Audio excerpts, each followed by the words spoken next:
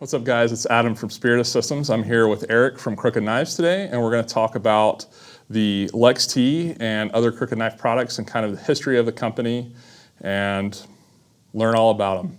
So, Eric, could you start us off with what is Krooked Knives? Sure. Krooked Knife Company is a small company that designs a single everyday carry type of blade called the LexT or the Lex Talionis. It's a blade that is designed for self-defense and everyday carry. Okay, so a defensive tool is the kind of the idea of the main.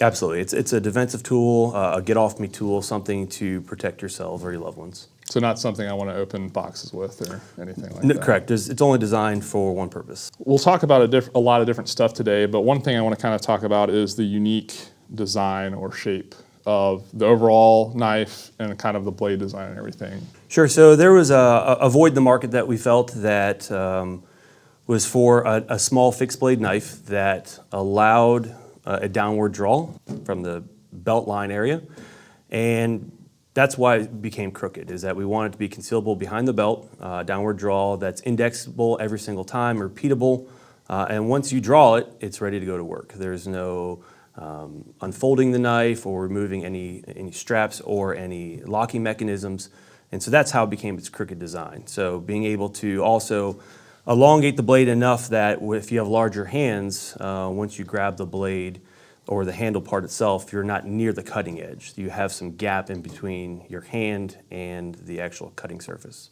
Okay, that's very cool. So with the downward draw, what are the benefits of that versus an upward or side draw, or what's the reason for that being the main premise? The main premise is being able to go outside of the clothing or down below the clothing versus having to clear any type of cover garment that you may be wearing. If you're in some type of full entanglement where you're fighting with somebody, having that clothing trapped and not being able to bring the blade out as an upward draw. So that's why we wanted to make sure to be able to draw outside or below all of your clothing lines. So whatever your garment is, even a heavy jacket, it still goes downward and able to clear those garments and be able to be used effectively.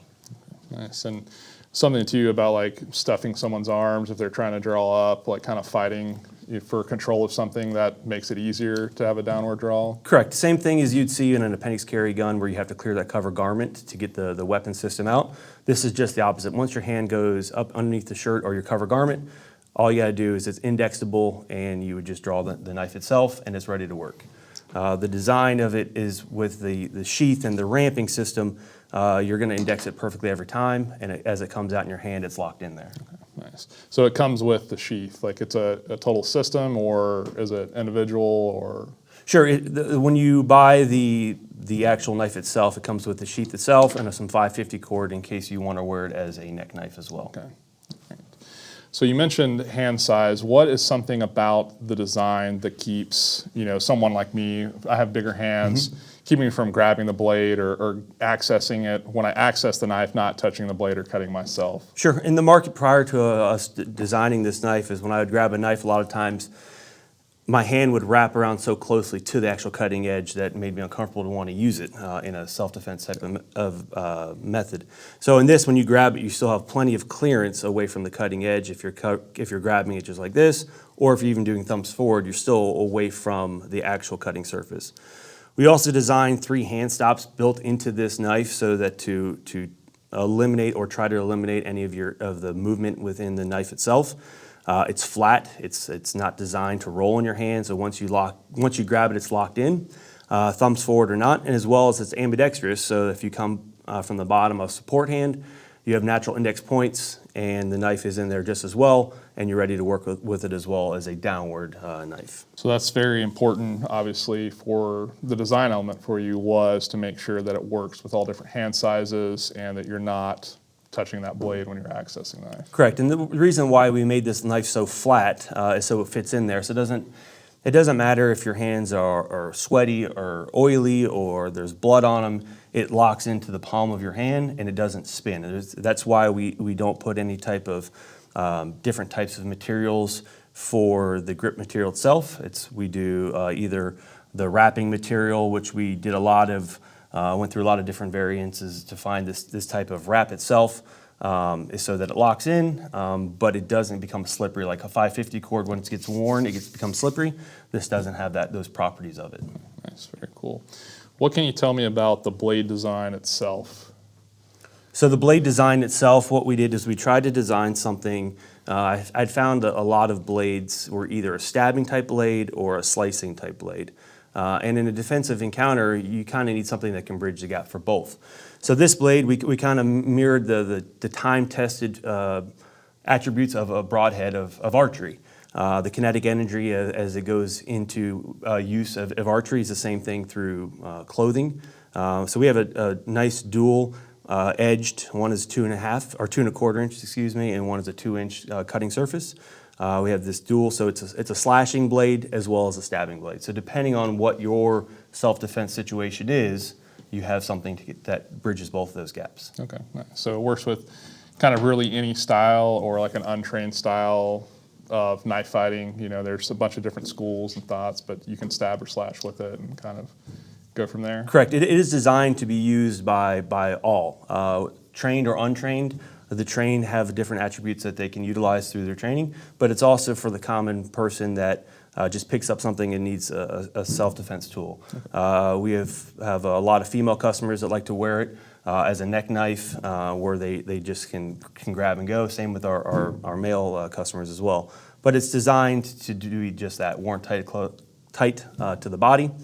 It's an AEBL stainless steel, so it has great characteristics for rust prevention. It's the same thing you use for your safety razors. Okay. And so that's something that we had gone through the different phases from high carbon steels or tool steels, and we had found our way to the AEBL because it's always against your body. It's tight against your body either by neck or by on the center line. And so that's been our best bet so far. Okay, very cool. And you mentioned neck carry, and then you said center align. So is this primarily worn in those two ways? Are there other ways to wear it, or are those the recommended ways? So those are the primary ways. That's the way it was designed. The end user will be able to utilize it any way they want. That's why we have the different mounting solutions as far as on the sheath is concerned, and why we put so many of these rivet eyelet holes on there, was so they can be using shock cord or anything else to utilize to put it on your kit or your gear. But it is primarily designed to be a center-lined idea, so it's ambidextrous for both hands as well as a downward draw. It easily moves to a neck knife by removing the soft loop and putting the 550 cord that comes with the knife when you purchase it, and it goes right in, and the indexing is all the same. So if your strong hand goes up underneath your outer garment, it comes in, you have the exact same indexing. Yes, okay. Let's talk about the sheath a little bit. You mentioned the rivets. Is there anything unique, the design, like looking and having experience with them, there's a little bit more of the blade exposed than probably a lot of normal sheaths that we see comparable of defensive knives or knives in general? Sure. So one of the big things when dealing with the development of this knife was, how do we get a knife that has good retention that also does not prohibit the drawing of the knife? And so what we came up with was, just like you said, is the idea that the majority of the knife is exposed. So kydex is great for friction locks. It's been used for years and years. But what we also did is we embedded a rare earth magnet embedded within the kydex itself to create additional retention, but also providing that smooth draw. So if you pull on it, it's not going to go anywhere, but once you need it and you pull it for a fight for your life, it comes out no problem. So one of the things that we also did to try to help the end customer do it safely is that we have our logo lasered into the sheath itself with a K design. We also have the K design on the blade itself. So when sheathing it, the safest and best way is to go K to K. You line up the Ks, you push it on in, and that's where it is. So the K to K is kind of that safety tip for us. Okay, so if they're left-handed or right-handed, obviously they just got to make sure that they're aligning the symbols together when they resheath. Even if they pop it off, that might help them for the first couple times they're putting it back. Absolutely, and that's why we put our K on kind of what the standard is opposite side of most knives was for the K to K. Okay, so that makes sense to make it easier, and you have that kind of guide to sheath it because exactly right. It is very sharp. It is very sharp. Nice.